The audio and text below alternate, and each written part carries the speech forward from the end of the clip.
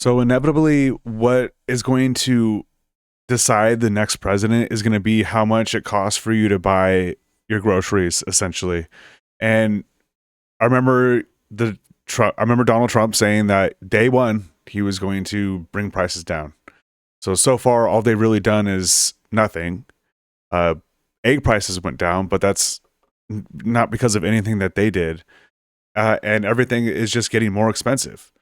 So in light of Epstein, starting wars, all the other BS, inevitably what's going to decide the next election, as every election, is how much everything costs. And the Republicans are starting to figure this out. They're starting to realize that they're about to lose because everything is, not only has it not gotten cheaper, but prices are obviously going up. So they got to do something. They got to come together. They got to figure out something. But we've already heard what a lot of their suggestions are for, lowering prices. It's mainly deregulation, giving more power to private businesses. It has nothing to do with inflation, costs, anything like that. It's all just more how can we make certain people richer so that the economy will get better. This is a fascinating conversation right here. Listening to the PPD guys who are, at the very least, Patrick Bet David. He's a scam artist. Like, he sells, he's been involved in pyramid schemes, all that stuff. But listening to these guys stumble over how to fix the cost of living is kind of fascinating. Address the affordability challenge right now, going into 2028. Both parties have to address the affordability issue, right? Midterms is around the corner. With midterms being around the corner, we're 12 months away from the midterms, is where we are. I want to say Kalshi, and Kalshi is saying, give or take, I want to say it's Kalshi that said this, that 70% likelihood that the Democrats are going to plug for Kalshi. These type of people, the PPD guys, love online gambling, even though it is just devastating so many people. But of course, they're involved with Kalshi. Going to win the midterms next year. It's going to be a plus minus more Democrats than it is going to be with Republicans. That's what the numbers are at. It could change right now where it's at, but the last time I saw it was at 70%. So if it's going right now, yeah, there you go. 72% Kalshi has Democrats winning versus, and by the way, the closest it got was when? A couple of weeks ago. What was the number? 55, 50. Okay, but it's pretty much Democrats. All right. So you guys are consultants to both political parties. They want to find out, how do you fix the affordability issue? How do you do it, Jeff? Well, one thing you got to stop doing is to make the same mistake that politicians have been making since the pandemic hit, and really going back further than that, is to say the economy is booming. This sucker's great. Just look at the stock market. That just pisses people off more than anything else. You want to know why there's a socialist as mayor of New York City? That's why. Because people don't have jobs. They don't have enough income to pay for things. And here you are telling them how great everything is. Well, if this is great, sign me up for socialism. That's one thing you got to stop. We got to stop saying the economy is booming. And this tracks with political parties all over the planet. You look at countries around the rest of the world. You look at Germany. Germany just changed governments. It's already incredibly unpopular because they said, well, we're going to do this major fiscal spending push. We'll call it a bazooka. Massive, huge $500 billion fiscal stimulus. Not going to do anything. It's all theater. You got to stop with the theater and start attacking the Band-Aids. Give me two more. Two more. Give me so it's three ways to do it. You're the consultant. I'm the government. Start being honest. Okay, start being honest, which is going to be hard, but what's the next one? The next thing is to get the hell out of the way of the private economy. We have way too much government interference. One of the biggest problems that we've had since 2008 to 2009, what they call nowadays fiscal dominance, it's simply that every time the economy stumbles, what happens? We need a stimulus. What do you mean by interference exactly? Package. We need the government to come in and do tax cuts and massive spending. TARP, we'll fix it. That's where it started. Tax cuts and massive spending. So are you talking about the Trump tax cuts in his first term and then the massive spending in his first term that he did? I'm sure that's what you're talking about. That unleashed the debt monster. And that's what we need to stop government creeping into every aspect of not just economic life, but the bigger the government gets, the more it gets involved into your social life too. So we need the government to get the hell out of the way of the private sector and stop thinking that it's going to fix every problem with this law or this Band-Aid or that Band-Aid. We actually need the government to do what it was supposed to do when it came. Which law? Name one law that the government has passed that is restricting, that is making sure the economy is not growing. Which law?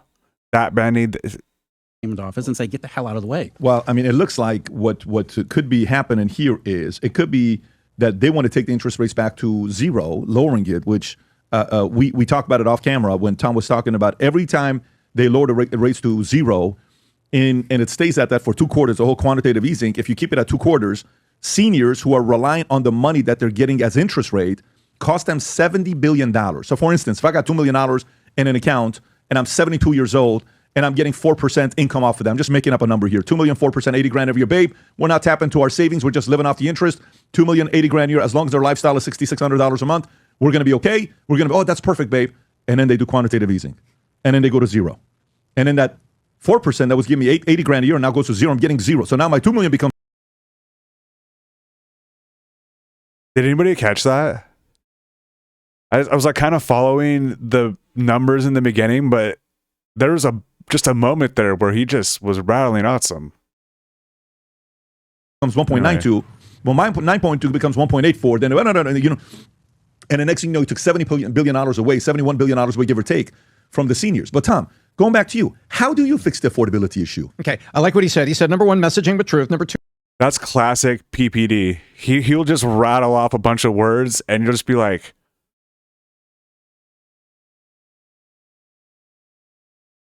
Theater, when you fake it. Number three, get out of the way, you know, on regulation. Those are more broad. Let me go more narrow so that we kind of complement each other here. Right now, this guy, I think his conservative heart is in the right place, but he doesn't seem like a super smart guy. Some of the things he says is just unbelievably dumb. See what we got here. The Americans are feeling a pinch for two simple reasons. Inflation jumped under Biden because he printed all the money, number one. And those prices. Trump printed a bunch of money too because of COVID, because of a pandemic, because he shut down the government. Donald Trump shut down the government. Never came back down, especially cost of. Sorry, the government? I mean the world. I mean the United States. He shut down the United States. Housing. What can you do to help right now? I believe what I'm seeing in the labor market and things, the Fed, who's been looking at these figures and right now doing a head fake on people. And by the way, I looked it up today on some of the markets, the Kalshi market today. It says it's only Kalshi 50-50 to even get a 0.25 cut. And by the way, economists, the CME Watch Group, just go to CME Watch, Fed Watch.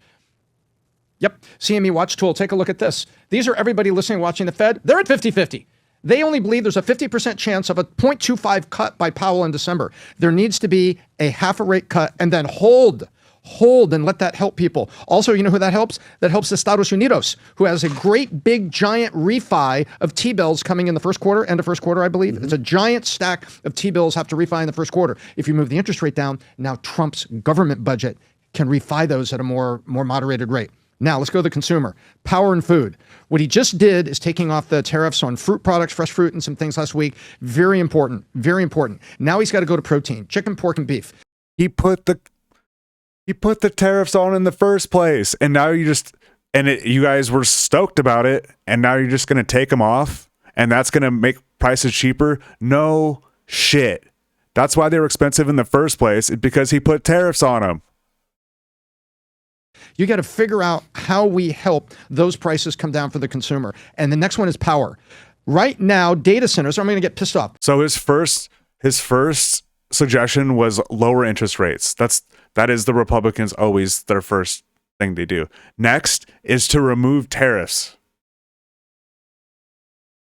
Data centers are being built not with profits, but with bonds. I looked at it last night. I was up till 1 a.m. and I realized just how much of this data center build out is being bonds. And they said, oh, we're making so much money on this and so much money AI services. They are, but they're doing it. And what they're doing is they're creating excess demand for a limited supply of electricity. So the price is going up. You take a simple stroke of the pen. He's right about that. Apparently, I've been hearing this from a lot of different sources that we're getting a lot of AI data centers placed in certain areas of the United States. And if you have an AI center close to you, you're now paying more for electricity because that place is drawing so much electricity. All it takes is Trump to do this. Part of your bond has to be a 2-year subsidy on the excess electricity that you're using so that the communities that are getting the benefit of jobs, there's a few jobs for construction and people that will actually work at the data centers, that their local electricity prices don't go up. But don't do it as a government subsidy. Don't do it as a tax credit. Say, look, you want to build the data center? Then you either have to do what Google did and what Oracle did, where they build the small nukes. You know, they got the permits for the small nukes right next to data center. So that's Google and Oracle saying, well, I'll just build. I just recently found about Google building nuclear power plants And it's not Google building the plants, but they are paying for it. All I gotta say is I'm not stoked on having a nuclear power plant in my backyard. I'm Californian. I don't want to be that NIMBY guy, but I'm not stoked on having a nuclear power plant in my backyard. Build my own power right here because there's not enough power for me to buy. And I'm Also, those power plants take like 5 to 10 years minimum to build. So we're not going to be getting power from these nuclear power plants before 2030 at the earliest. going to build my data center. The other way, I build a data center, power's right over there. Fantastic. Chesapeake will give me the power. I think Chesapeake operates 3 Mile Island. Right now, how much percent of their Chesapeake's output for the restarted 3 Mile Island has Microsoft bought for the next 5 years? 100%. Yeah. They're buying 100% of the output of the 3 Mile Island power plant. Microsoft is doing it.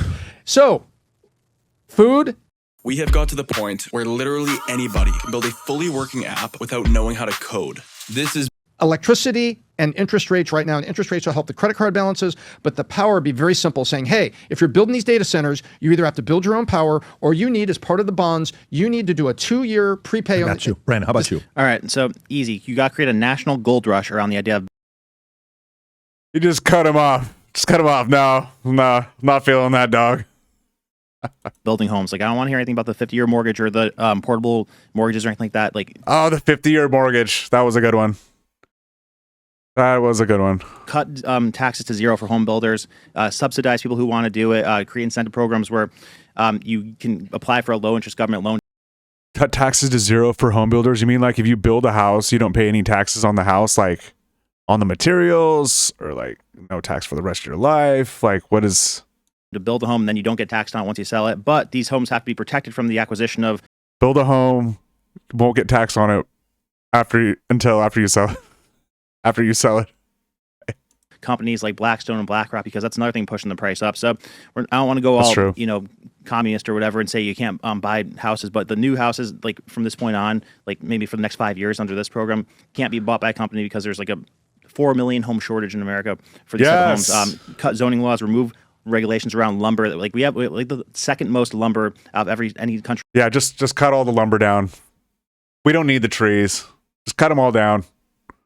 In the world, and we have a lumber shortage somehow for building homes, and then like we only produce 2% of the world's cement. So the government couldn't invest and subsidize in companies that want to become a cement company. It costs like $500 million to become a cement company. We used to produce like 80% of the world's cement. Now today it's 2%. China produces 50%.